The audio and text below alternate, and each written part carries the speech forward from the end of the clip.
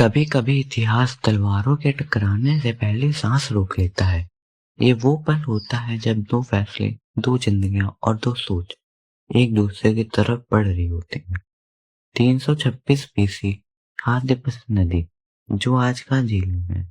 इस नदी के किनारे खड़ा था एक आदमी जो मानता था कि दुनिया उसके लिए बनी है, और दूसरे किनारे खड़ा था एक राजा जो मानता था कि वो दुनिया का हिस्सा नहीं, पर जिम्मेदारियां उसके खुद की हैं। ये कहानी है अलेक्जेंडर द ग्रेट और राजा पोरस की। पर इससे पहले कि तलवार उठे, हमें समझना होगा ये दोनों थे कौन। अलेक्जेंडर का जन्म मैसेडोनिया में हुआ था। उसके पिता था किंग फिलिप टू, एक रूथलेस वॉरियर। फिलिप ने अपने बेटे को प्यार कम दिया, ट्रेनिंग ज्यादा। अलेक्जेंडर ने बचपन से सिर्फ एक ही बात देखी, जीत। उसकी माँ ओलंपियस उसे बताती थी कि वो नॉर्मल इंसान नहीं है, बल्कि भगवान के खून से पैदा हुआ है। और जब एरिस्टोटल उसका टीचर बना, तो अलेक्जेंडर का दिमाग में एक और बीज बोया गया, ग्रीक सुपेरियोरिटी। उसे सिखाया गया ग्रीक सबसे ज्यादा सिविलाइज्ड है, बाकी दुनिया को गाइड की जरूरत है, और गाइडेंस सिर्फ तलवार से होती है। ये सिर्फ एजुकेशन नहीं थी, ये कंडीशनिंग थी। 20 साल का हुआ तो उसके पिता की हत्या हो गई और अलेक्जेंडर राजा बन गया। उसने रुक कर सोचा नहीं, उसने आगे बढ़ना शुरू कर दिया। अलेक्जेंडर इतना आगे बढ़ चुका था कि उसने ग्रीस को कंट्रोल किया, इजिप्ट को जीता, फिर वो गया पर्सिया एम्पायर। पर्सिया उस वक्त दुनिया का सबसे बड़ा राज्य था, और जब पर्सिया गिरा तो अलेक्जेंडर के लिए कुछ भी इम्पॉसिबल नहीं रहा। हर जीत के साथ अलेक्जेंडर थोड़ा और अकेला होता गया।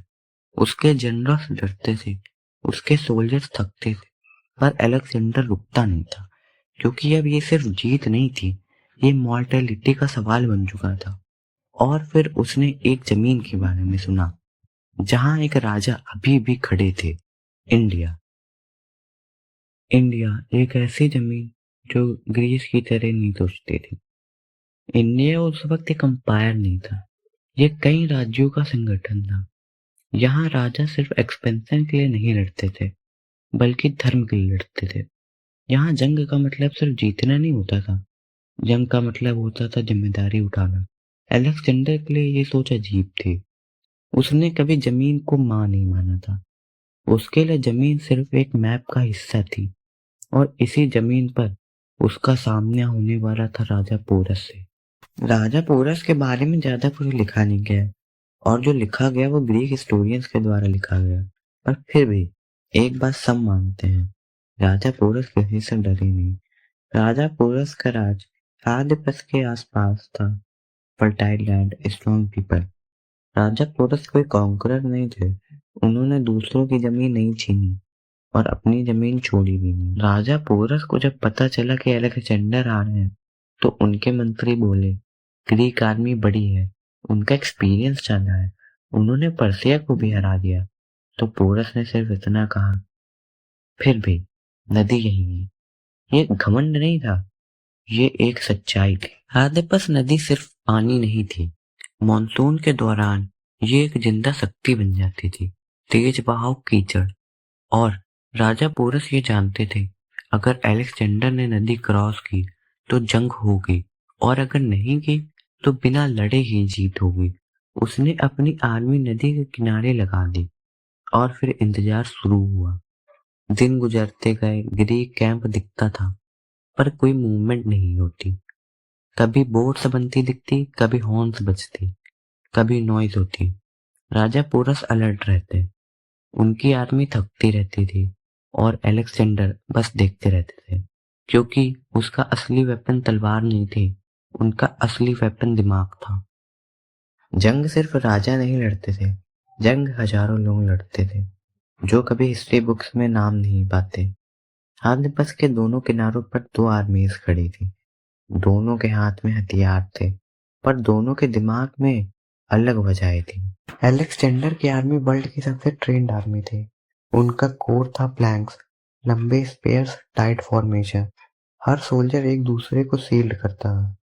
ग्रीक सोल्जर को सिखाया जाता था कि खाली ऑर्डर फॉलो करो और सवाल मत पूछो। उनके लिए जंग एक सिस्टम थी, पर हाथ दिवस तक आते आते ये सिस्टम थक चुका था। सोल्जर्स घर से हजारों किलोमीटर दूर, लगातार लड़ाइयाँ और अनफैमिलियर मॉनसून। उनके चेहरे पर कोई जीत का जोश नहीं था और अलेक्जेंडर ये सब देख रहे थे। और पहली बार उनके दिमाग में एक थॉट आया, अगर यहाँ हार गया तो लेजेंड खत्म हो जाएगी।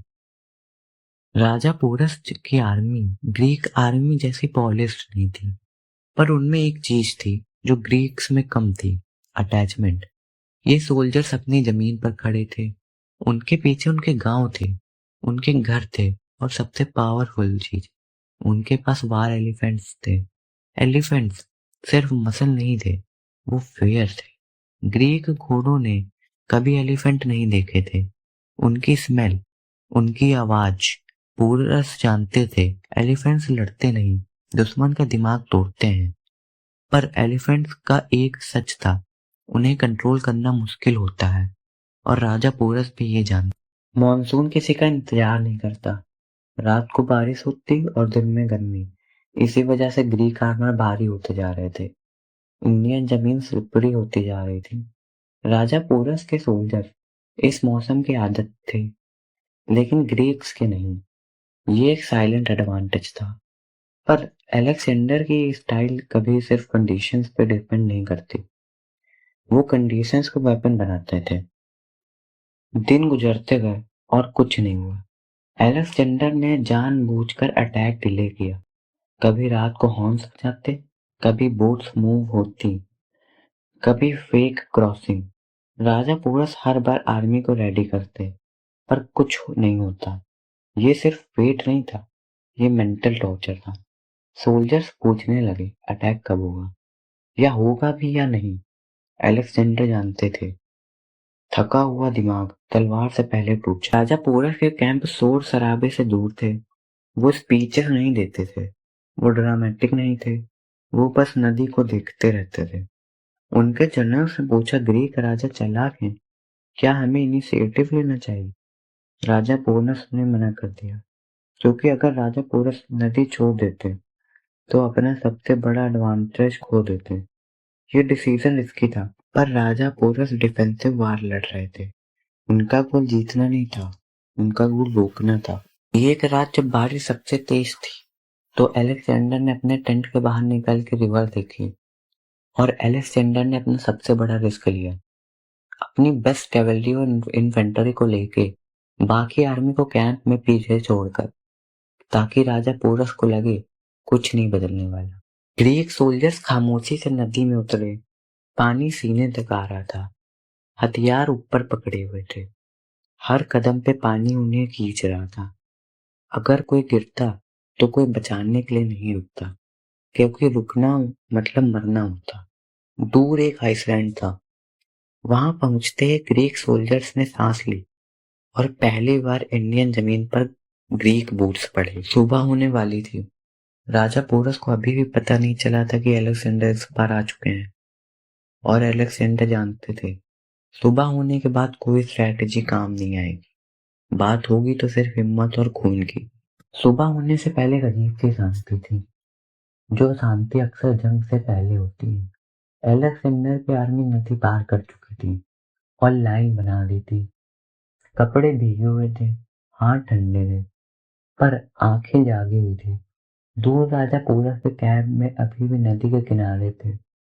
उन्हें अभी भी लग रहा था कि ग्रीक राजा वहीं होंगे उनके सामने। पर इतिहास अक्सर पीछे से आता है। जब राजा पोरस के स्काउट्स ऊपर की तरफ भेजे गए, तब सच सामने आया। अलेक्जेंडर ने नदी क्रॉस कर चुके थे। अब दो रास्ते थे, या तो पीछे हट जाओ या फिर सामने जाकर लड़ो। राजा पोरस ने एक पल भी बर्बाद नहीं करा, और अपनी आर्मी को नदी के साथ साथ ऊपर की बैटलफील्ड की तरफ मूव करने लगे। अलेक्जेंडर ने तुरंत अपनी आर्मी को सेट किया। सेंटर में प्लैंक्स, साइड पे कैवलरी, और सब कुछ कैलकुलेशन के साथ। राजा पोरस ने अपनी इन्फेंट्री को सेंटर में रखा था और एलिफेंट्स को उनके आगे। राजा पोरस जानते थे, अगर सेंटर टूट गया तो सब खत्म। ये मूवमेंट था दोनों राजा एक दूसरे को देख पाए थे। कोई स्पीच नहीं, कोई सिग्नल नहीं, बस एक साइलेंट एग्रीमेंट। आज या तो जीत होगी या याद ही रह जाएंगे। राजा पोरस ने हाथ उठाया और एलिफेंट्स आगे बढ़ने लगे। जमीन कांप उठी। उनकी आवाज ग्रीक घोड़ों के लिए बिल्कुल नहीं थी। घोड़े पीछे हटने लगे। सोल्जर्स की ग्रिप ढीली पड़ने लगी। ये सिर्फ फिजिकल अटैक नहीं था, ये साइकोलॉजिकल कोलैप्स था। ग्रीक प्लैंक्स जो कभी नहीं हिला था, पहली बार अनस्टेबल दिखा। अलेक्जेंडर को लगा ये गलत हो सकता है। एलिफेंट्स जब प्लैंक्स तक पहुंचे तो फॉर्मेशन टूटने लगी। कुछ सोल्जर्स गिर गए, कुछ पीछे हट गए। अलेक्जेंडर ने देखा, अगर यहीं रुक गए तो सब खत्म। उसने एक रिस्की ऑर्डर दिया। अलेक्जेंडर ने अपनी कैवेलरी को वाइड आर्क में घूमने का ऑर्डर दिया और टारगेट थे राजा पोरस की कैवेलरी और elephant handler. Greek cavalry fast थी, इंडियन कैवेलरी ब्रेव थी। यहाँ कोई क्लीन फाइट नहीं थी, सिर्फ कंफ्यूजन। और जब एलिफेंट इंजर्ड होते थे तो वो डायरेक्शन भूल जाते थे। यहीं से बैटल का मूड बदला। कुछ एलिफेंट पलट गए, वो अपनी ही लाइंस में घुस गए। इंडियन इन्फेंट्री को उन्हीं एलिफेंट्स ने डिस्टर्ब कर दिया। राजा पोरस ने ये देखा और उन्हें पता चल गया ये मूवमेंट डेंजरस हो सकता है, पर रिट्रीट आपका ऑप्शन नहीं था। राजा पोरस हाथी पर बैठे हुए थे। वो सिर्फ कमांड नहीं दे रहे थे, वो दिखाते थे कि उनके प्रेजेंस सोल्जर्स को रोकती थे। वो घायल हुए पर गिरे नहीं। ग्रीक सोल्जर्स के लिए ये शॉकिंग था कि एक राजा जो पीछे से ऑर्डर नहीं दे रहा बल्कि खुद जंग का हिस्सा है। अलेक्जेंडर ने नोटिस किया, अगर इस राजा को गिरा दिया तो ये जंग खत्म हो जाएगी। ग्रीक डिसिप्लिन स्लोली वापस आने लगी।